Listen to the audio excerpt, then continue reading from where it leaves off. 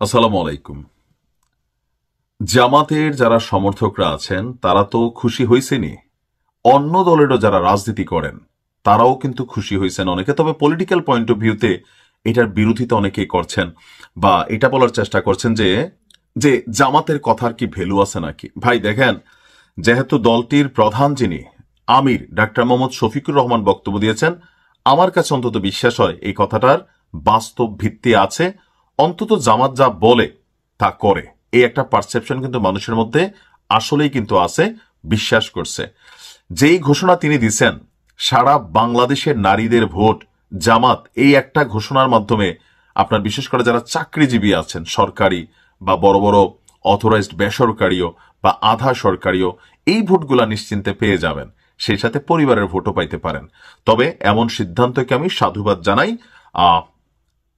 আশা করি যদি জামাত ক্ষমতায় যায় তারা এই দায়িত্বটা পালন করবে, না করলে আমরা তাদের সমালোচনা করব, শফিক সাহেব নিয়ে ট্রল করব, কারণ আমাদের কাজই এটা।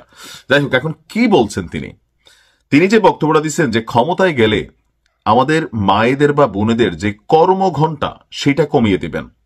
এখন তিনি বলছেন যে বদনাম দেওয়া হয় যে জামাত যদি ক্ষমতায় যায় তাহলে নারীদের ঘরে তালা দিয়ে রাখবে, কিন্তু এত তালা কেনার টাকা কোথায়? তারপর তিনি বলছেন যে যুক্তরাষ্ট্রে তিনি এই মুহূর্তে সফররত আছেন, সেখানে কোয়ালিশন অব বাংলাদেশি আমেরিকান তাদের একটা উদ্যোগে একটা প্রোগ্রাম হয়, সেখানে তার বলছেন মায়েরা সন্তান জন্ম দিচ্ছেন, আবার সেই সন্তানকে দুধ খাইয়ে লালন পালন করছেন, আবার একই সঙ্গে তিনি একজন পেশাজীবী হিসাবেও দায়িত্ব পালন করছেন। নারী ও পুরুষের উভয়ের কর্মঘণ্টা ৮ ঘন্টা, এটা আসলে অবিচার নারীদের প্রতি।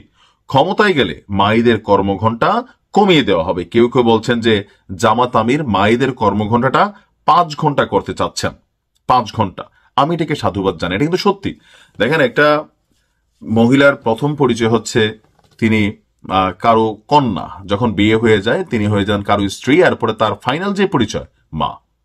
আর স্বাভাবিকভাবে মানে আমাদের যাদের স্ত্রীরা চাকরি বাকরি করে না তারাই দেখি ভাই যে ২-১টা বাচ্চা পাইলা টাইলা আসলে অস্থির অবস্থা হয়ে যায়। ধরেন মানে যথেষ্ট বিরক্তি একটা অবস্থানে থাকে, ঘুম হয় না, খাওয়া হয় না, নাওয়া হয় না। তো সেইখানে যে মানুষটা চাকরি করে, একজন মা, সরকারি চাকরি বা আধা সরকারি যে চাকরিগুলো, প্রাইভেট প্রতিষ্ঠানের হিসাবটা আলাদা, তো সরকারি আধা সরকারি প্রতিষ্ঠানগুলোতে অন্তত যারা চাকরি করে তাদেরকে কিন্তু চাইলে এই সুযোগটা দেওয়া যায়।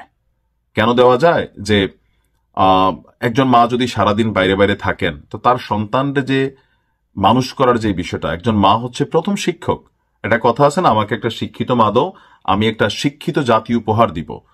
এই কথাটার কিন্তু অর্থ এমন না যে মা বিএ পাস হইতে হবে, এমএ পাস হইতে হবে। এই শিক্ষা মানে একজন সন্তান মায়ের কাছ থেকে যত ধরনের শিক্ষা পায়, হইতে পারে নৈতিক শিক্ষা, চারিত্রিক শিক্ষা, মানে কথা বলার শিক্ষা, কারণ একজন মাই তো প্রথম টিচার একটা বাচ্চার জন্য, তাই না? তো সেই ক্ষেত্রে তো তিনি তো আসলে চাকরি করতে করতেই তার দিন সময় চলে যাচ্ছে, তিনি আর বাচ্চারে শিখাবেন কই? এরকম বহুত মা আছেন যারা প্রাইমারি স্কুলের শিক্ষিকা, তারা অন্যের বাচ্চারে শিখাইতে শিখাইতে নিজের বাচ্চারা আসলে নিজে শিখানোর সময় পান না। আর স্বাভাবিকভাবে শারীরিক গঠনেও বা এনার্জেটিক লেভেলেও একটা পুরুষের তুলনায় একটা নারী আসলে কিন্তু দুর্বল। তো সেই ক্ষেত্রে ডাক্তার শফিক সাহেব যে বক্তব্যটা দিয়েছেন, হোপসো জামাত ক্ষমতায় গেলে তারা এই ওয়াদা পালন করবে, এটা মানুষ বিশ্বাস করে। কিন্তু তো এইটা একটা যুগান্তকারী পদক্ষেপ হবে।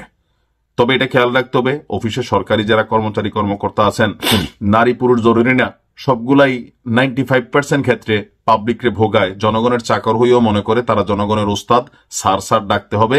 এই মেন্টালিটি থেকে বের হয়ে আসতে হবে।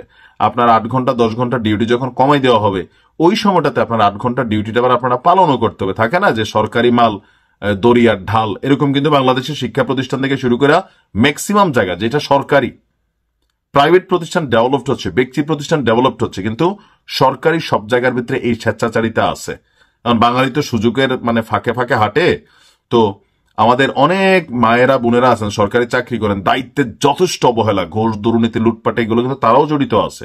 তো সেই ক্ষেত্রে সরকার যদি একটা সুবিধা দেয় তাদের উচিত হবে সেটাকে হালাল ভাবে নিয়ে যাওয়া।